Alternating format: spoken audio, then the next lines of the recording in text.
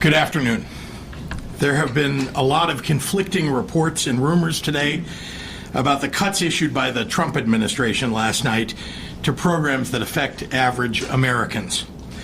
I have spent last night and today speaking with leaders in Washington, local elected leaders, nonprofit organizations, and my agency heads to make sure that we are doing all we can to stand up for working families and the most vulnerable people in our state who are affected by these cuts. The United States Constitution clearly states that Congress has the power of the purse and sets laws to obligate federal funding for all 50 states. What Donald Trump tried to do in the last 24 hours is illegal. Let's be clear. This is a demonstration of cruelty against people who depend on us, working families who rely on federal assistance to pay their rent, people who need help paying their utility bills, parents who need critical programs like Head Start for quality, affordable childcare, and 3.5 million Illinoisans who get their health insurance through Medicaid.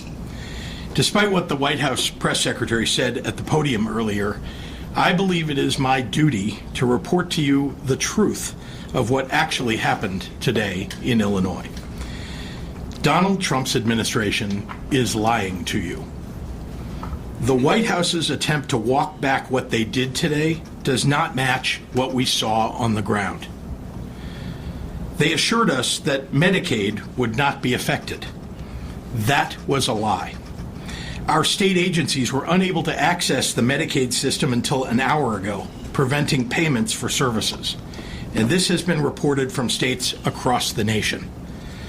When we reached out to federal agencies, they informed us that they have been directed not to discuss any guidance with states. They have canceled previously scheduled meetings for this week.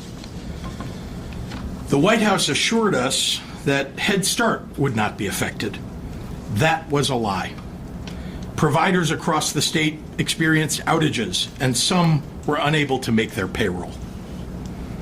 They assured us that they were doing nothing to take away individual assistance from the most vulnerable people in our state, but they refused to say that they would restore LIHEAP, the Low-Income Housing Energy Assistance Program, payments to support the unemployment system, and Meals on Wheels.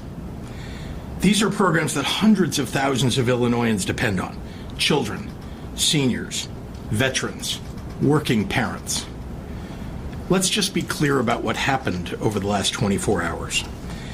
At 7:42 p.m. last night, we saw a memo from the White House saying that they were pausing federal funding across the board.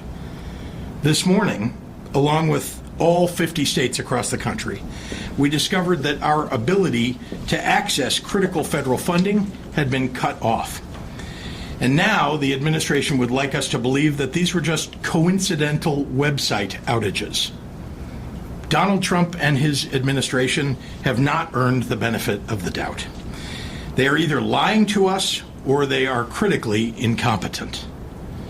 This is what happens when you staff the federal government full of Project 2025 contributors that don't have any experience governing and don't think that the laws apply to them. The consequences of their actions are not hypothetical. They are not numbers on a spreadsheet. These are real people, ordinary Americans struggling to afford groceries, rent, and health care. Donald Trump promised to lower prices for average Americans his first week in office. Name one thing that he's done to accomplish that. Prices have gone up, not down. Let me say this in no uncertain terms. What the president is trying to do is illegal. Let me say that again. What the president is trying to do is illegal. I know these are challenging times, and the Trump administration is trying to confuse the American people. That's why it's so important that we speak plainly. I was very happy to hear as I entered this room today that an administrative stay has been granted. Let me assure you, the state of Illinois will fight this unlawful order with everything we have.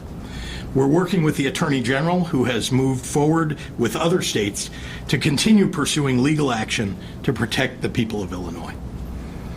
Last November, on the day after the election, I made a promise to the people of Illinois. When it comes to threats to our freedom, health, or security, if you come for my people, you come through me.